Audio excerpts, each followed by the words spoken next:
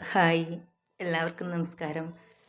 ഞാൻ ഇന്ന് കൽപ്പാത്തിയിലാണ് കേട്ടോ. കൽപ്പാത്തി കുറേ പേർക്കൊക്കെ അറിയായിരിക്കും. പാലക്കാട് ജില്ലയിൽ ഒരു അഗ്രഹാരമാണ് തമിഴ് ബ്രാഹ്മിൺസിൻ്റെ രഥോത്സവം, ഫേമസ് ഉത്സവം നടക്കുന്നത്.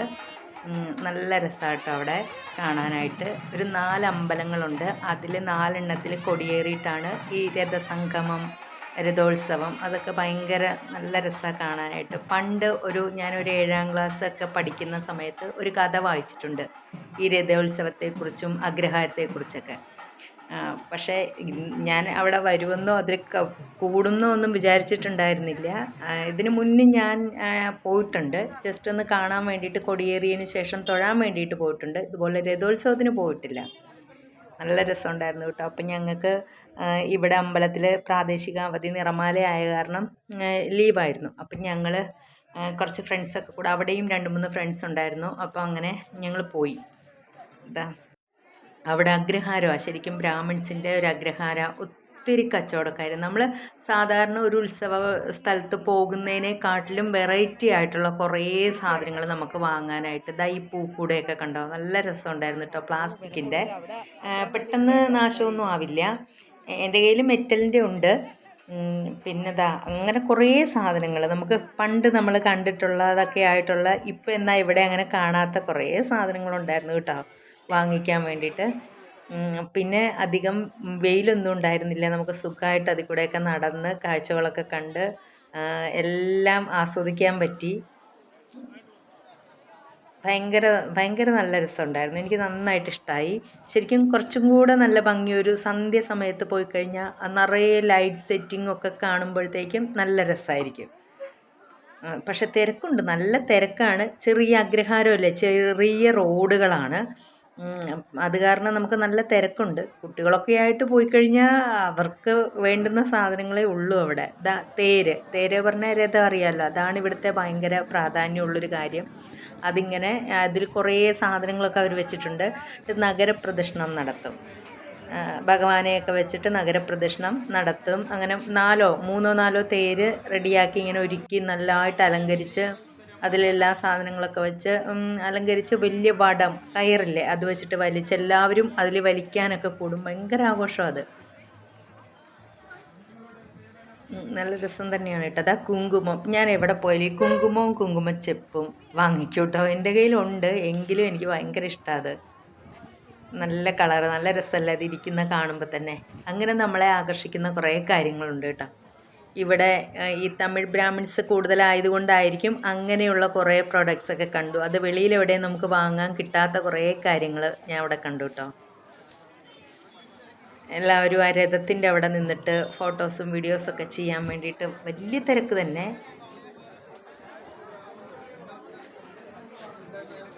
നല്ല രസമുണ്ടായിരുന്നു. ശരിക്കും നമുക്ക് അതിൽ കൂടെ ഇങ്ങനെ നടക്കാൻ രസം, ഒരു വേറെ ക്ഷീണമോ ഒന്നും തോന്നില്ല. നമുക്ക് അങ്ങോട്ടും ഇങ്ങോട്ടും ഇതൊക്കെ നടന്ന് കാണാനായിട്ട് നല്ല ഇഷ്ടമാണ്. പിന്നെ അവരുടെ ഇതിനോടനുബന്ധിച്ചാണ് എല്ലാ വീട്ടിലും രംഗോലി, കോലം എന്നൊക്കെ പറയില്ലേ, അതെല്ലാം വരച്ചിട്ടുണ്ട്. അതൊക്കെ വരച്ച് അതെല്ലാ ദിവസവും അവർ ചെയ്യുന്നതാണ്. ആ പൂക്കൂടകളുടെ കുറേ കണ്ടു കേട്ടോ. നമ്മളുടെ അടുത്ത് ബ്രാസിൻ്റെയൊക്കെ നമ്മൾ അമ്പലത്തിൽ പൂ കൊണ്ടുപോകാനുള്ള ആ ടൈപ്പ് ഉണ്ട്. ഇത് പക്ഷേ വെറൈറ്റി ആയിട്ട് നല്ല രസമുണ്ട്. ഇത് നമ്മൾ ഈ മൂകാംബികയിലൊക്കെ പോകുമ്പോൾ കാണുന്ന രഥമില്ലേ, അതുപോലത്തെ രഥം. അതിനെ നല്ല ഭംഗിയായിട്ട് അലങ്കരിച്ച്. പിന്നെ കുട്ടികളുടെ കുറേ ടോയ്സ് ഐറ്റംസ് ഒക്കെ കണ്ടു. അങ്ങനത്തെ കുറേ ഷോപ്പുകളുണ്ടായിരുന്നു. പിന്നെ ഏറ്റവും രസമുള്ളത് ഈ ഭരണികളുടെ, ഭരണി എൻ്റെ കയ്യിലുണ്ട്. ഇത് കണ്ടോ, ആ തിരികല്ലെന്ന് പറഞ്ഞിട്ട്, അത് നമ്മുടെ ഇവിടെ ചമ്മന്തിപ്പൊടിയൊക്കെ ഇടിക്കാനായിട്ട്, എൻ്റെ വീട്ടിലൊക്കെ വേണ്ടാതെ വേസ്റ്റായിട്ട് പുറത്ത് കൊണ്ടിട്ടിട്ടുണ്ട്. അതിന് 3800 രൂപയൊക്കെ. പിന്നെ കൽച്ചട്ടി, അടപ്പുള്ള കൽച്ചട്ടി, പണ്ട് നമ്മുടെ വീട്ടിലൊക്കെ ഉണ്ടാവില്ലേ, ആ കൽച്ചട്ടികൾ അവിടെ നല്ല ഇതായിട്ട് ഇഷ്ടംപോലെ വെറൈറ്റി മോഡൽ കണ്ടു കേട്ടോ.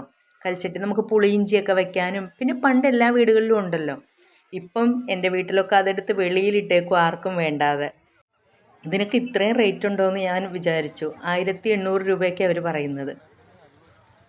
പിന്നെ അമ്പലങ്ങളെല്ലാം ഒരു തമിഴ്നാട് ടച്ച്, ശരിക്കും ഒരു തമിഴ്നാട്ടിൽ പോയ പോലത്തെ ഒരു രസമാണ്. നല്ല രസമുണ്ട്. പിന്നെ അവിടെ ഫുള്ള് ഒരു ഫിൽറ്റർ കോഫിയുടെ ആ ഒരു മണം, കോഫി നമുക്ക് എല്ലാവർക്കും ഇഷ്ടമാണല്ലോ, ആ ഒരു മണമായിരുന്നു കേട്ടോ. എന്ത് രസമായിരുന്നു.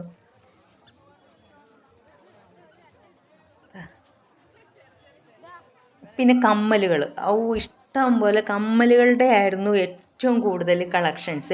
എവിടെയും കമ്മലുകളായിരുന്നു. ഞാൻ അത്ര വലിയ കമ്മലുകൾ ആ ടൈപ്പേ ഞാൻ ഉപയോഗിക്കില്ല കേട്ടോ, കാരണം ഞാൻ ആ ഭാഗത്തേക്ക് നോക്കിയില്ല.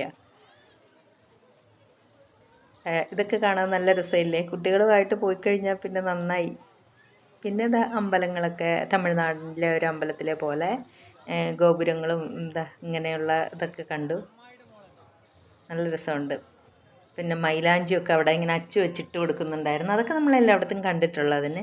പിന്നെ കുറേ വെറൈറ്റി പ്രൊഡക്ട്സ് കണ്ടു.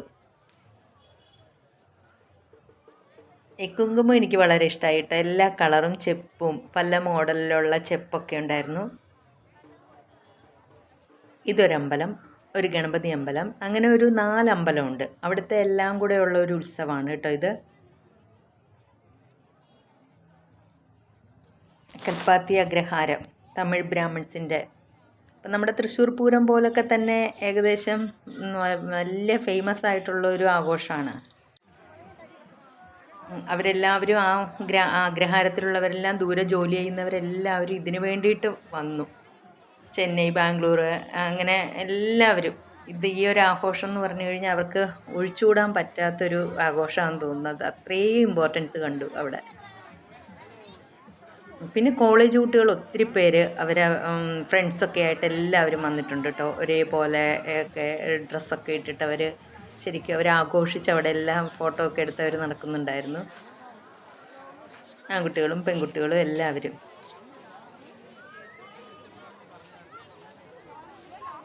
ഇതുവരെ എനിക്ക് ഈ രഥോത്സവം കാണാൻ പറ്റിയില്ല. ഈ വർഷമാണ് അത് സാധിച്ചത്. ഒരു തവണ ഞങ്ങൾ കൊടിയേറിയതിന് ശേഷം പോയി തൊഴുതിട്ട് വന്നു. ഇത്രയും തിരക്കുണ്ടായിരുന്നില്ല.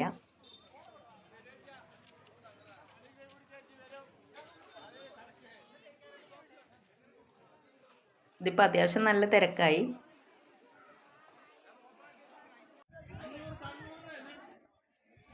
എല്ലാവരും ഒരു തവണ ഒന്ന് പോകണം കേട്ടോ. Okay, thank you.